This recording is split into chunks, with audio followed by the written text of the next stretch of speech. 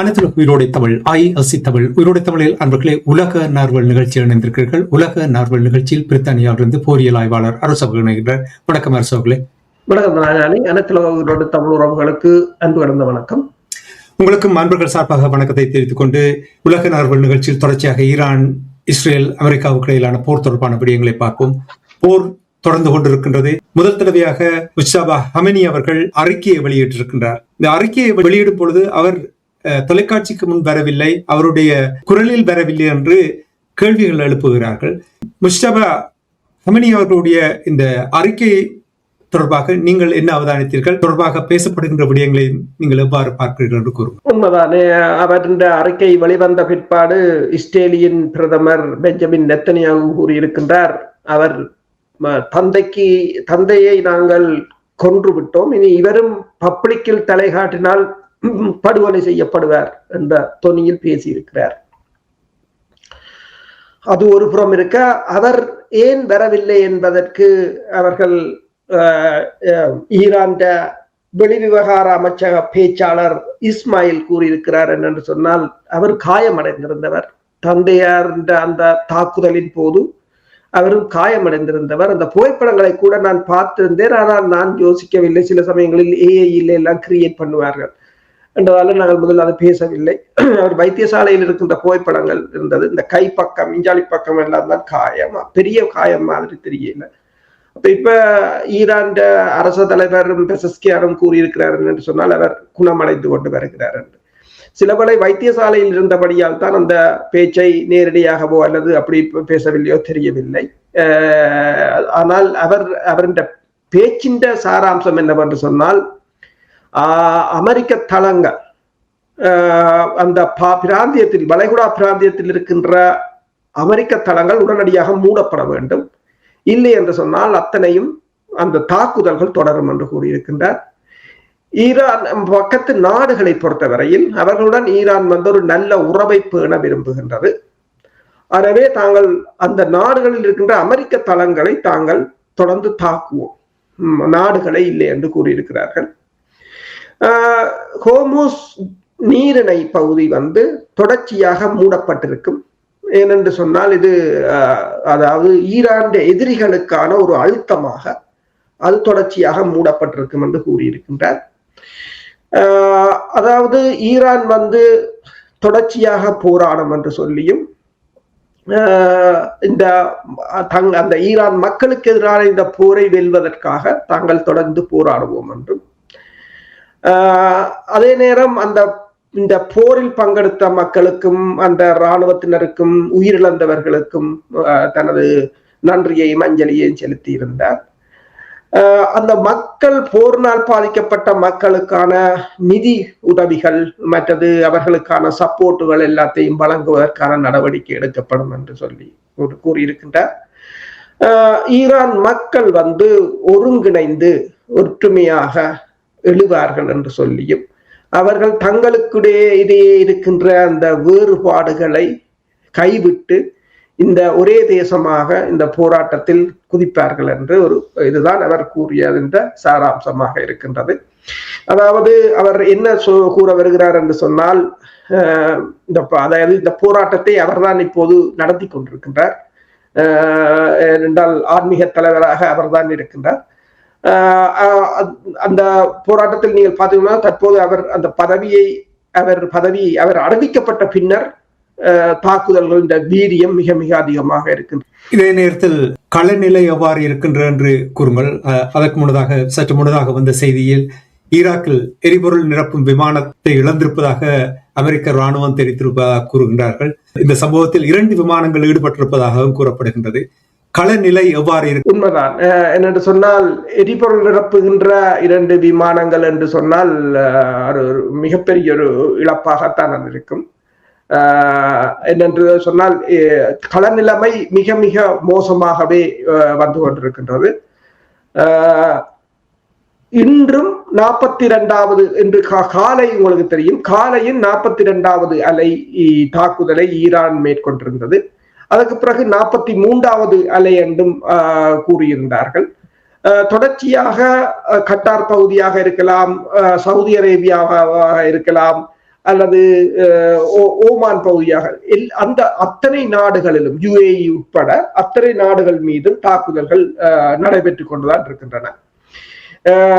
அதே நேரம் நீங்கள் பார்த்தீர்கள் என்று சொன்னால் இந்த பிரான்சின் ஈராக்கில் இருக்கின்ற தளத்தின் மீதான தாக்குதலில் பிரான்ஸ் நாட்டை சேர்ந்த 6 பிரான்ஸ் படையினர் காயமடைந்துள்ளதாக தெரிவிக்கப்படுகின்றது. இப்ப ஈராக்ல தான் அதிக அளவான தாக்குதல்கள் இடம்பெற்றிருக்கின்றன. நேற்று நீங்கள் பார்த்தீங்கன்னு சொன்னால் ஈராக்கில் இடம்பெற்ற தாக்குதலில் அதாவது தற்கொலை படகுகள் மூலம் அந்த 2 எண்ணெய் கப்பல்களை தாக்கி அளித்திருந்தார்கள். இப்போ நீங்கள் சொன்னது போல US சென்ட்ரல் கமாண்ட் சொல்லி இருக்கிறது KC-135 ரீஃபியூவலிங் ஏர்கிராஃப்ட் வந்து ஃப்ரெண்ட்லி ஏர் ஸ்பேஸ், அதாவது அவர்கள் என்ன கூறுகிறார்கள் இப்பவும் என்று சொன்னால் தங்களை தாங்களே சுட்டு வீழ்த்தி இருக்கிறார்கள் என்ற தொனியில் தான் கூறியிருக்கிறார்கள்.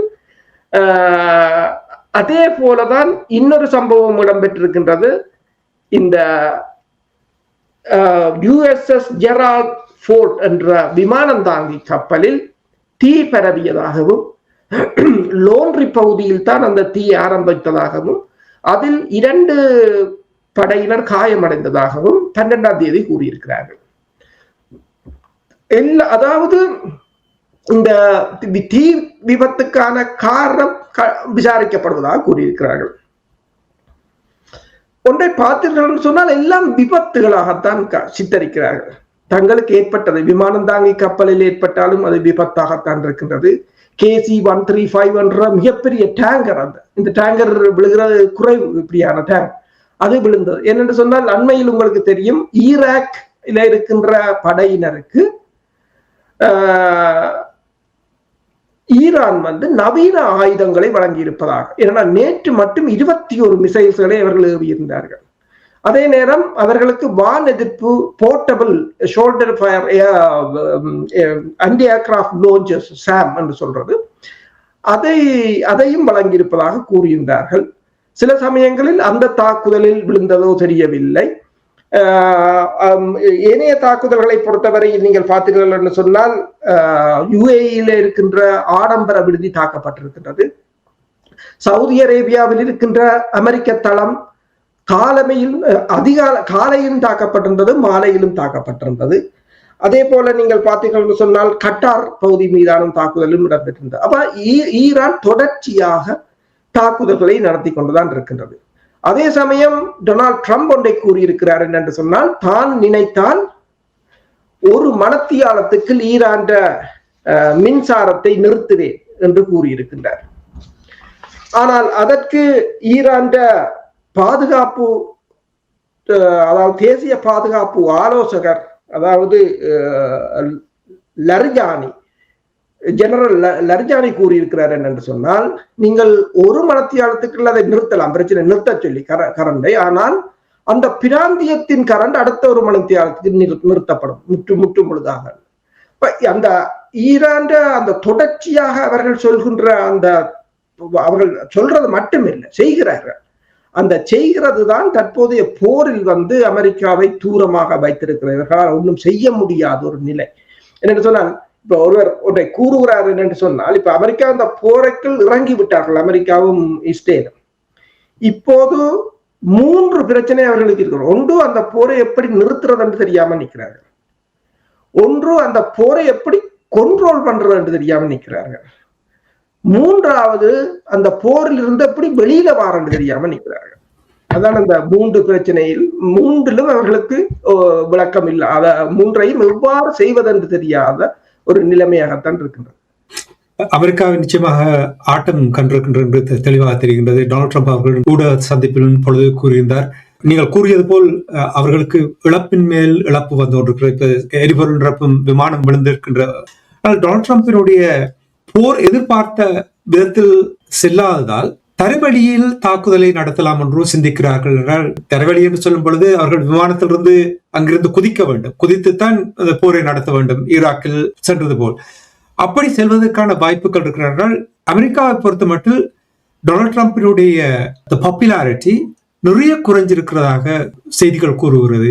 ரிப்பப்ளிகன்ஸ் மட்டத்திலும் கூட கொஞ்சம் குளறுபடிகள், ஆரம்பத்தில் 80% ஆதரவாக இருந்தார்கள் என்று கூறினார்கள். இப்போது கொஞ்சம் அவர்களிடம் மாற்றங்கள் வருகின்றது என்றால் மக்களுடைய மாற்றத்தால் அவர்களுடைய மனமும் மாறுகின்றது என்று கூறுகிறார்கள். அப்படி என்றால் தரவழி தாக்குதலுக்கு வாய்ப்புகள் இருக்கிறதா? நீங்கள் நல்ல ஒரு கேள்வி கேட்டிருக்கிறீர்கள். அது தொடர்பாக ஆராயப்பட்டது என்னன்னு சொன்னால் 82வது ஏர்போர்ன் டிவிஷன் அது தரை தாக்குதலுக்கு சிறப்பு பயிற்சி பெற்றது. மற்றது ஏர்போர்ன் வான்வழியால இறக்கக்கூடியது.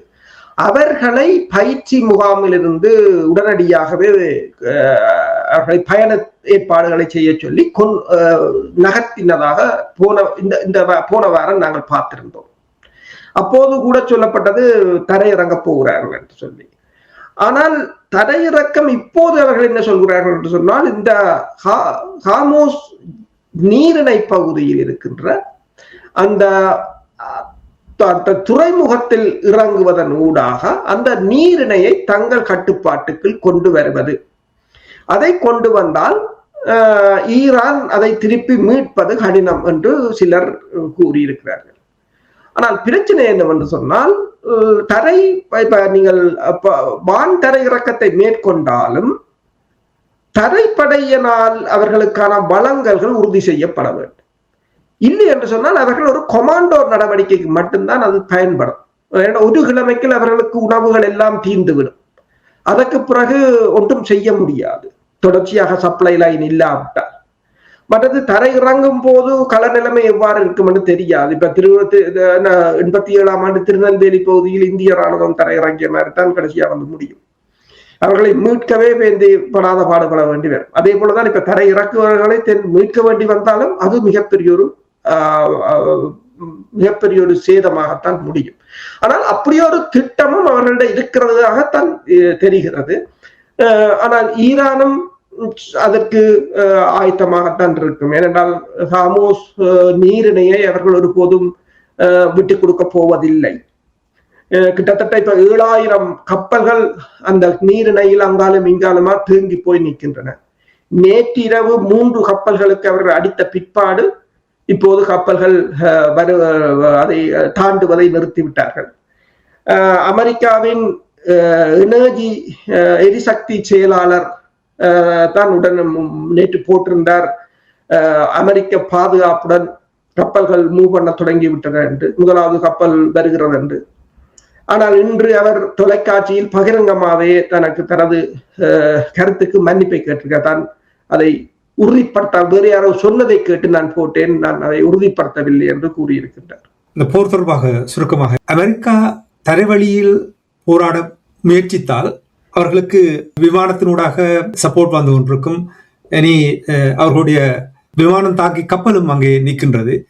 அப்படி என்றால் இந்த 3 வழி தாக்குதலாலும் அவர்கள் கையாளக்கூடிய ஒரு நிலைமை ஏற்படுத்தலாமா, அல்லது இதெல்லாம் ஒரு கற்பனை கதை என்று நீங்கள் நம்புகிறீர்களா? நாங்கள் கதைச்சு கொண்டிருக்கும் போதே இப்போ நான் கூறினேன், பிரான்ஸ் இந்த 6 படையினருக்கு காயம் என்று சொல்லி. இப்போது வந்த தகவல்கள் அடிப்படையில் பிரான்ஸ் ஹெலிகாப்டர் ஒன்று தாக்கப்பட்டிருக்கின்றது. அந்த தளத்தில் இருந்த ஹெலிகாப்டர்கள் இருந்தவர்கள் தான் அது காயமடைந்ததாக கூறப்படுகிறது. இறந்தார்களோ தெரியவில்லை. தற்போதைய விமானங்கள் கூட அவர்கள் ஹெவி பொம்மர்ஸை தான் பயன்படுத்துகிறார்கள் என்று சொன்னால், அதி உயரத்தில் இருந்து B2, B1, B52 ரக விமானங்களை தான் பயன்படுத்துகிறார்கள். தாக்குதல் விமானங்களும் F-22 Raptor மற்றது F-35 லைட்னிங் ஸ்ட்ரைக்கர் என்று அப்படியான விமானங்களை தான் பயன்படுத்துகிறார்கள். F-15, F-16 கூட அவர்கள் பயன்படுத்தவில்லை, சுட்டு வீழ்த்தப்படலாம் என்று. தாழ்வாக பறப்பது என்று நீங்கள் சொன்னது போல இப்ப படையினரை தரையிறக்கினாலும் அவர்களுக்கு சப்ளைக்கு கொண்டு வர விமானங்கள் இறங்கத்தான் வேண்டும்.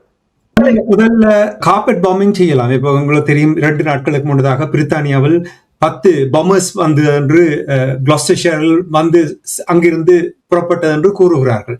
அப்படி என்றால் அவர்கள் ஒரு கார்பெட் பாம்பிங்கை செய்தாலும் கூட கேட்பதற்கு யாருமே இல்லைத்தானே. அப்ப அப்படி ஒன்றை செய்துவிட்டு தரைவழியினூடாக அங்கே சென்று இன்னும் மேலதிக தாக்குதலை நடத்துவதற்கான வாய்ப்புகள் அறவே இல்லை என்று சொல்லுகிறீர்களா? கிட்டத்தட்ட ஒரு சாஹிட் தாக்குதல் விமானம் 2000 கிலோமீட்டர் பறக்கக்கூடியது. 1000 கிலோமீட்டருக்கும் இருக்கு, 2000 கிலோமீட்டருக்கும் இருக்கு. 60 கிலோ வெடிமருந்தை சுமந்து செல்லக்கூடியது.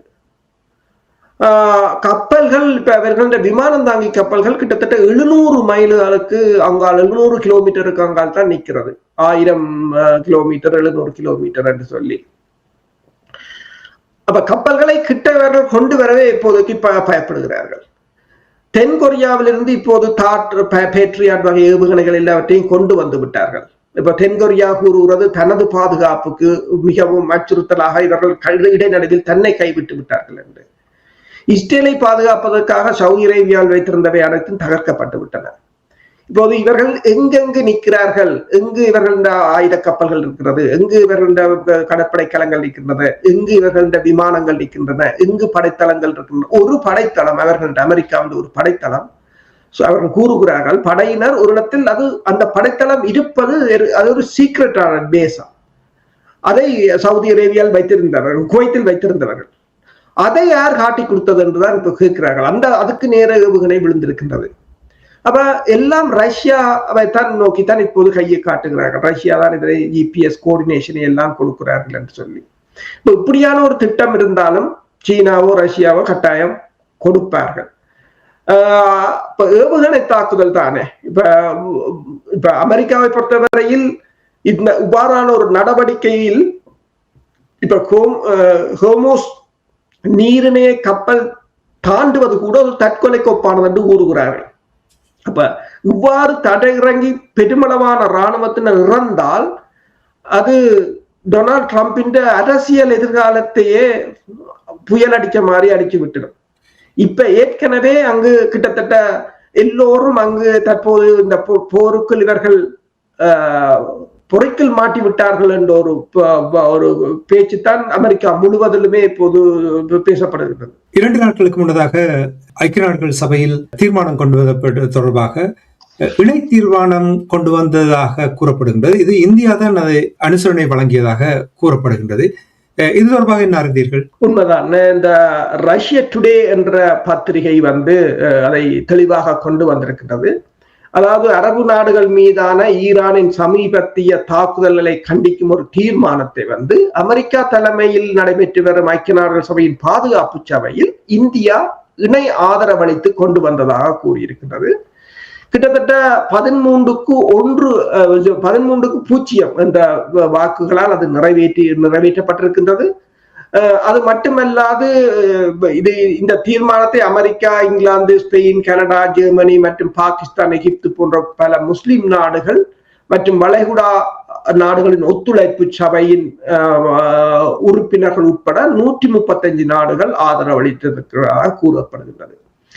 அதாவது இதில் இந்தியா அதில் கூறியிருக்கிறது வாணிக கப்பல்களை தாக்கியதாகவும் ஒருவரை காணவில்லை என்றும் ஜெய்சங்கர் நாடாளுமன்றத்தில் பேசியதாகவும், ஹோர்முஸ் நீரிணையில் இந்தியாவுக்கு சென்ற தாய்லாந்து கப்பல் தாக்கப்பட்டதாகவும் அதில் 20 மாலுமிகளை ஓமான் கடற்படை காப்பாற்றியதாகவும், இது போன்ற மோதல்களில் இப்போது பலதாக இந்திய குடிமக்களிட உயிர் மதிப்பு மிக்கது என்று சொல்லியும் ரந்தீர் ஜெய்ஸ்வால் தெரிவித்திருக்கின்றார். அவர் வெளியுறவு அமைச்சகத்தின் பேச்சாளர். ஆனால் அதே ஊடகம் போட்டிருக்கின்றது 160க்கு மேற்பட்ட பள்ளி சிறுமிகளின் மரணத்தையோ அல்லது அங்கு இடம்பெற்ற தாக்குதலில் பலியான ஈரானின் ஆன்மீக தலைவர் தொடர்பாகவோ இவர்கள் ஒரு வார்த்தை கூட கேட்கவில்லை. போர் தொடங்கியதிலிருந்து ஜெய்சங்கர் ஈரான் வெளிவிவகார அமைச்சருடன் 3 தடவைகள் பேசியிருக்கிறார் என்று கூறப்படுகிறது. ஆனால் இது இந்தியாவிலும் பலத்த விமர்சனங்களை ஏற்படுத்தி இருந்தது. இந்தியாவின் தற்போதைய நடவடிக்கைகள் அதனால் இப்போது இந்தியாவின் பிரதமர் நரேந்திர மோடி அவர்கள் ஈரான் அதிபர் பெசஸ்கியானை தொலைபேசியில் தொடர்பு கொண்டு இன்று பேசியதாக கூறப்படுகின்றது. அப்போது பேசும்போதும் மக்கள் இறந்ததற்கு ஒரு அனுதாபத்தை தெரிவித்ததாகவும், அதே நேரம் இந்த தாக்குதல் தொடர்பாக பேசிவிட்டு இந்த ஹார்முஸ் நீரிணை வாணிகத்துக்கும் எரிபொருள்களுக்கும் முக்கியமானது என்று கூறியிருக்கின்றார். இப்போது எல்லோரும் அங்கு எடுக்கிறார்கள் என்று சொன்னால் இந்த வர்த்தகம் இப்போது உங்களுக்கு தெரியும் நேபாளம் கூட கேஸை வந்து ரேஷனாகத்தான் கொடுக்கின்றது. பல நாடுகள் இப்போது மக்களை 4 நாள் வேலைக்கு வந்தால் காணும் என்று சொல்லிவிட்டன. பல நாடுகள் வீட்டிலிருந்து வேலை செய்யுங்கள் என்று கூறுகின்றன. பல நாடுகளில் இப்போ கார்களை பாவிக்க வேண்டாம் என்று கூறியிருக்கிறார்கள். இங்கு ஐரோப்பிய நாடு டென்மார்க்கில் கூட எப்படித்தான் கூறியிருக்கிறார்கள். இப்ப இந்த நிலைமையில் இது அதாவது இந்த பொருளாதார இழப்புகளுக்கு மத்தியில் தான் மோடி பேசியது போல் தெரிகிறது. உலகத்திலேயே அதிகமான பெட்ரோல் தயாரிக்கும் நாடாக அமெரிக்கா இருக்கிறது. அந்த நாட்டில் நிறைய எண்ணெய் இருக்கின்றது, பெட்ரோல் இருக்கிறது. மற்ற நாடுகளில் விலை ஏறினால், தட்டுப்பாடுகள் வந்தால் அமெரிக்காவுக்குத்தான் நல்லம். ஏனென்றால் நிறைய காசு அங்கே வரும் என்று டொனால்ட் ட்ரம்ப் அவர்கள் கூறுகிறார் ஒரு ஊடக சந்திப்பில். அப்ப பாருங்கள், அன்று பேசும்பொழுது கூறினார்கள், நாங்கள் உலகத்தினுடைய காவல்துறையாக இருக்க தேவையில்லை என்று ஜேடி வான்ஸ் அவர்கள் ஒரு முறை கூறியதை நான் கேட்டிருந்தேன். நான் நினைக்கிறேன் சரியா குழம்பி போய் நிற்கிறார்கள் போல் தான் இருக்கின்றது இவர்கள் பேசுவதை பார்க்கும் பொழுது. இந்த நிலைமைகள் ஏற்பட்டிருக்கின்ற நேரத்தில் நிறைவாக அரசோகளே, பங்குச்சந்தை ஆட்டம் கண்டிருக்கின்றது. பங்குச்சந்தை நிறைய இழப்பை கண்டிருப்பதாக, கடந்த 2 வாரத்துக்கு பாரிய இழப்பை சந்தித்திருப்பதாக கூறப்படுகின்றது. இது ஒரு வகை சுருக்கமாக கூறுங்கள். உண்மைதான். பங்குச்சந்தை இன்று வந்து கிட்டத்தட்ட $1 டிரில்லியன் இழந்திருப்பதாக கூறப்படுகின்றது. அதே நேரம் இந்த ஹார்முஸ் ஜலசந்தி மூடப்பட்டால் இன்னும் ஒரு 20 நாட்களில் 1973ஆம் ஆண்டு ஏற்பட்ட நிலைமை ஏற்படலாம் என்று கூறப்படுகின்றது. இந்த தற்போதைய நிலையால் வந்து ரஷ்யா வந்து ஒரு நாளைக்கு $150 மில்லியன் எண்ணெய் விற்பனையில் சம்பாதித்து வருவதாக பைனான்சியல் டைம் கூறியிருக்கின்றது. ஜப்பான் வந்து தன் ரிசர்வ்ல இருந்து 80 மில்லியன் பரல்களை வெளியில் எடுத்திருக்கின்றது. அது 50 வருடங்களுக்கு பிறகு இவ்வாறு நடந்ததாக கூறப்படுகின்றது. அதே நேரம் நீங்கள் பார்த்தீர்கள் சொன்னால் இந்த அமெரிக்காவின் நிதி நிலைமை தொடர்பாக கூறியிருக்கிறார்கள் என்று சொன்னால் 5 மாதங்களில் $1 டிரில்லியன் கடன் வாங்கி இருக்கிறது அமெரிக்கா என்று சொல்லி, அக்டோபர் மாதத்திலிருந்து அமெரிக்க அரசாங்கம் $1 டிரில்லியன் கடன் வாங்கி இருப்பதாக காங்கிரசின் பட்ஜெட் அலுவலகம் சிபிஓ என்ற அலுவலகம் தெரிவித்திருக்கின்றது. ஏற்கனவே இந்த ஈரான் போரில் 11 பில்லியன்களை இழந்திருப்பதாக கூறப்படுகின்றது. இந்த போர் இன்னும் ஒரு 2 மாதங்கள் நீடித்தால் கிட்டத்தட்ட 300 தொடக்கம் $400 பில்லியன் இழக்கலாம் என்றும் கூறப்படுகின்றது. போருக்கான செலவினங்கள், மற்றது ட்ரம்பின் வரி விதிப்புகள் எல்லாம் தான் தற்போதைய இந்த 5 மாதத்துக்குள் $1 டிரில்லியன் ஆகி இப்போது அமெரிக்காவின் கடன் சுமையை 39 டிரில்லியனாக அதிகரித்திருக்கின்றது. எனவேதான் நீங்கள் சொன்னது போல வெனிசுலாவின்றையும் ஈரான்டையும் எண்ணெயை கூட்டினால் உலகத்தின் எண்ணெய் கையிருப்பில் 38% வரும். 38% உலகத்தின் கையிருப்பு என்று சொன்னால் மிக அதிகம். எனவேதான் அவர்கள் தங்களுக்கு பணம் கொளிக்கும் என்று சொல்லி இருக்கிறார்கள். நன்றி அரசர்களே. இன்றைய நிகழ்ச்சியில் இணைந்து இஸ்ரேல், அமெரிக்கா, ஈரானுக்கு இடையிலான போர் நிலைமைகளை அவதானித்து உயிரோடை தமிழ் உறவுகளுக்கு எடுத்து வந்தமைக்காக அன்பர்கள் சார்பாக நன்றி கூறிக்கொண்டு மீண்டும் நாங்கள் என்ன ஒரு நிகழ்ச்சி இணைந்திருப்போம். அதற்கு நன்றி, வணக்கம். நன்றி, வணக்கம். எமது பார்வையாளர்களுக்கு வணக்கம். மக்களின் குரலாய் ஓங்கி ஒலிக்கும் இலக்கு மின்னிதழ் மற்றும் உயிரோடை தமிழ் வானொலி ஆகிய இவ்விரு ஊடகங்களும் உங்களை போன்ற எமது நேயர்கள், நண்பர்களின் ஆதரவிலேயே இயங்கி வருகின்றன. மிக குறைந்த பலங்களுடன் பல இடர்கள் மற்றும் தடைகளை தாண்டி பயணிக்கும் எமது ஊடகங்களின் பணிகள் மேலும் வளர உங்களால் முடிந்த நிதி உதவியை வழங்கி இன்னும் காத்திரமான செயற்பாடுகளை முன்னெடுக்க உதவுமாறு மிகவும் பணிவன்புடன் வேண்டி நிற்கின்றோம். உங்கள் பங்களிப்பு உங்களின் உரிமை குரலாய் ஓங்கி ஒலிக்கும். நன்றி.